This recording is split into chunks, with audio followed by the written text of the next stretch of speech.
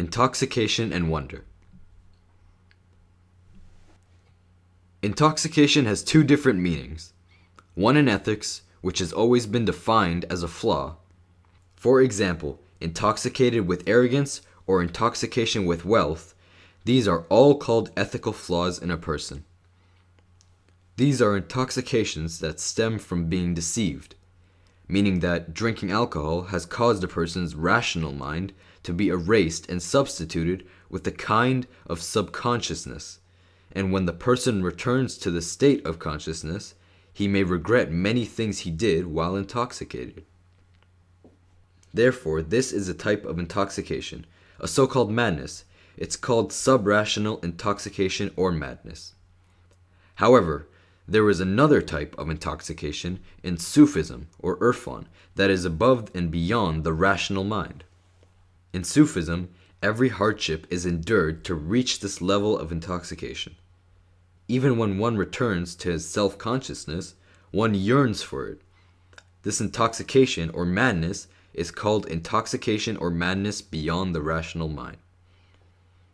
One of the issues we must pay attention to regarding this intoxication is that it is one of those abilities that exists in a person, and I have talked to you about many times in past sessions.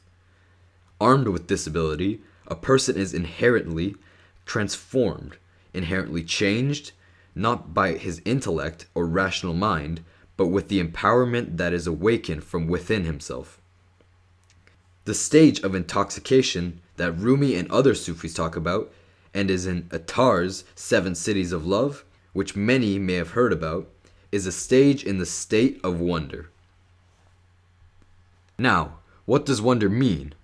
This is an intoxication that we say would overcome the human rational mind, which would overtake you and speak to you not from your self-conscious mind anymore. What does it mean? In general, when you return to your self-consciousness, all your knowledge and all the unknowns that would eventually become an understanding, your mind becomes the dominant force over again. When there is an unknown, your rational mental system tries to make it known to you. Then you become aware of something that you are unaware of before. Your mind always tries to absolve the unknown, to try to find a reason or justification for it. Rumi and other Sufis tell us that there is another state, and that is when a concept arrives at your mind, a concept many times bigger than your mind is able to handle it, or to be able to bring it under the reign and control of perception. When it arrives, it brings down the framework of the mind. To describe that state, Rumi gives an example. It is exactly like when a camel goes to a feast at a chicken coop. When the camel enters a chicken coop, the entire framework of the chicken coop collapses.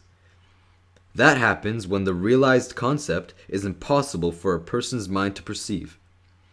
It would be impossible to encompass it, and the mind of a person is too overwhelmed for his consciousness and rational mind. This kind of comprehension, which is beyond the realm of understanding of the human mind, takes the person into the state of wonder. These forms of perceptions that occur within a person puts him in a state that is called the state of wonder.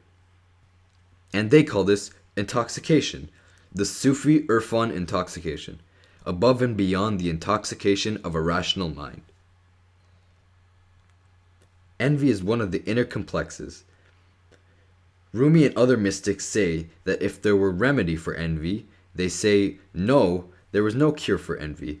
But if and when you understood that type of intoxication mystics talk about, then nothing would stay inside you, even envy.